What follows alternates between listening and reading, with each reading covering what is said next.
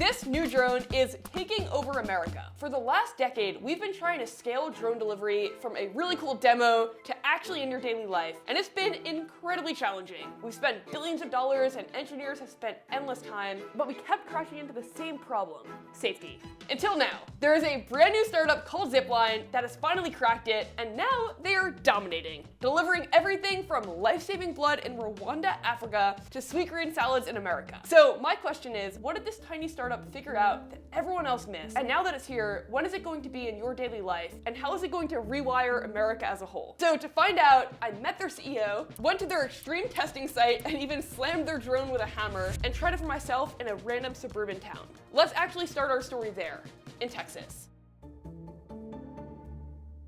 We're in Texas because Dallas was the first American city that Zipline launched in. So ordering food from Zipline starts out very similar to how you would order food from DoorDash. You download the app, you can see the different merchant options, you place the order, but then things get fun because once the order is placed, a driver doesn't go to pick it up. Instead, the workers go to a dispatch zone where they slot your order into the drone leaves, flies to you at 70 miles an hour, and arrives in minutes. And on the app, as your order is arriving, Zipline actually shows you where the drone is in the sky and has a countdown so you can time walking out at the exact moment that it's arriving. Look up, it's almost there while the app is buzzing. Let's see. Oh, this is so surreal.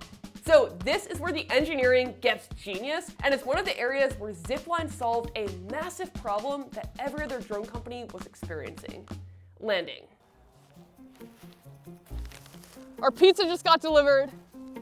That is one of the coolest things I've ever experienced. The downfall of almost every other previous drone attempt was this exact moment: delivering the actual item. Attempts have ranged from shooting packages onto the ground to landing a spinning helicopter in your garden. Neither one of those is ideal. Because I think when people think of drone delivery, it has a bad connotation because people think of these like incredibly annoying, distracting, loud, like angry swarm of bees. It cannot be this like lawnmower of death descending within, 10 or 15 feet of them. Previously with other drone delivery, the actual drone would kind of fly down and enter human airspace, which just immediately feels unsafe having blades this close to someone's head. And so Zipline decided that they would re-engineer the drone to never actually touch the ground. The drone component stays 300 feet up in the air, and instead it lowers a droid on a thin tether. The droid then maneuvers itself on the ground, finding an empty spot to dock, it drops off the food, and then it lifts up. This is one of those things that just seems so obvious now, but at the time, no one else did it. And the reason why is, although it's brilliant engineering, it opened up a massive new safety problem that Zipline had to solve.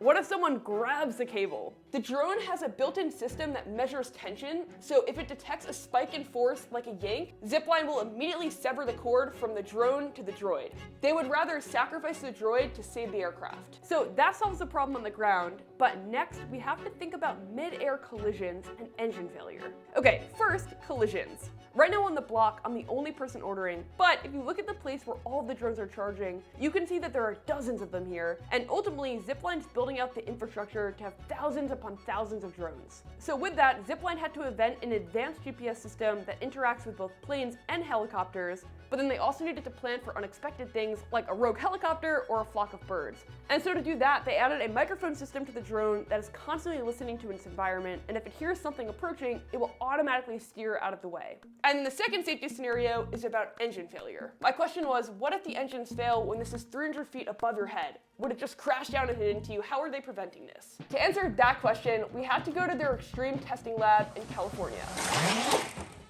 Okay, so here I learned about something called the shatter point. You never want to get to a natural frequency. You've kind of seen those like bridges that they'll start to sway. Yes. And then they sway out of, that's because it hit its natural frequency. And then it actually like amplitudes on top of itself. It can eventually break. If you've ever seen a video of a bridge that's swaying back and forth until it collapses all at once, that's because it's hit its shatter point. That would be incredibly bad to happen in the sky. And so the first part of Zipline's testing here is to figure out what that exact frequency is for their drone, and then program the drone to avoid hitting it at all costs. All right, you'll notice we've got 4 hover motors. Okay. And then we've got our mixed motor in the back.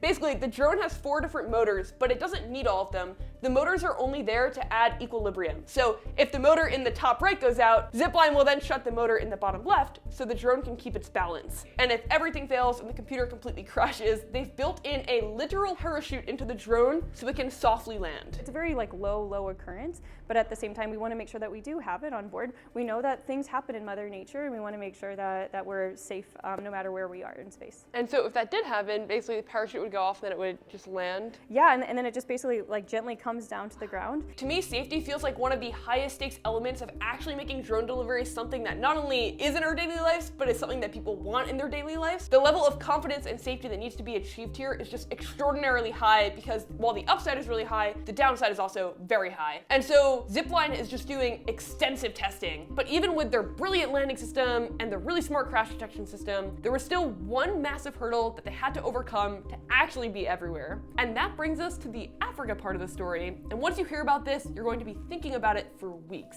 Okay, so at 24 years old, Keller, who's the CEO of Zipline, goes to Africa and he hears a story about a mom who died giving childbirth because she needed a blood transfusion, but it didn't get to her in time. This tragedy had happened where a mom had given birth. There were multiple complications, this cascading series of errors. They couldn't get the blood. They were placing the order got lost. Finally got someone into a car, they drove, it was out of stock at the first place they went to a second place, it was in stock, but it took a long time. They got stuck in traffic on the way back. By the time they got there, they have a baby, and a baby doesn't have a mom because the mom has lost her life. Rwanda is known as the land of the hills. Beautiful, but a logistical nightmare. If you're a doctor in a rural clinic and there's a mom that's hemorrhaging and needs a blood transfusion, that blood has to come from the capital. And by truck, that journey could take up to 4 hours. So Keller's pitch to the Rwanda government was that he could do it in just 15 minutes. Most people thought he was crazy. Everyone kind of bet against the company. They thought that it was stupid and it would never work and that it was a complete waste of time, but he committed his life to it. A lot of these institutions that were funding different kinds of supply chains in these countries were telling us it's a complete waste of time, it'll never work, the technology won't work, you'll never get the unit economics to work, you'll never be able to operate in this kind of weather, these kinds of rugged environments. They worked endlessly, hours, days and days and days of failure and late nights, everything just going wrong for 9 months. But then things started coming together. They developed a drone system and they started reliably delivering blood to over 3,500 hospitals. Day in and day out, they saved endless people, and flash forward 9 years, they've now delivered over 2 million times, and they've brought down the mortality rate by 51%. So Zipline does this, and then it actually kind of becomes their secret weapon back in America. Because in America, the FAA has a rule called beyond visual line of sight. Basically, drones aren't allowed to fly beyond a pilot's line of sight. If a pilot can't physically see the drone with their own eyes, it's illegal, which makes drone delivery at scale impossible. But because of Zipline's extensive safety data in Rwanda, they've been granted a rare exception, and they're now popping up all over America in places like North Carolina, Utah, Arkansas, and Texas. And they told me that they're growing at a rate of 15% increase week over week. So right now there are tens of thousands of people that have access to this drone delivery, but I could foresee in the next year it growing to hundreds of thousands of people and then millions of people, and I think eventually every major city in America is going to have Zipline drones. I'm very bullish on the future of drone delivery. I think it's going to unlock a lot of convenience in people's lives. You can imagine if you get sick and you have a telehealth appointment, by the end of the appointment, your medicine is delivered at your doorstep, or you're cooking a meal and you realize you forgot a crucial ingredient, and while the pan is still hot, it's delivered to your doorstep. But also, what's incredibly important to me is that they're not leaving the life-saving mission behind. They actually just signed a massive $150 million agreement with the US to continue expanding their drones in Africa, and they're also partnering with Ohio Health and the Cleveland Clinic in the United States. What gives me so much hope about this is that none of it was inevitable. It wasn't like drones were just going to get better. We had to work really, really hard and out-innovate the problem and dedicate our lives to it. And there was a company that did that, and now we're all gonna benefit from having better delivery, faster delivery, less cars on the road, and in a lot of cases, delivery of items to places that were just impossible to reach before. This story lit up my brain, and I hope it did the same for you. Thank you so much for watching this one, and I will hopefully catch you in the next one.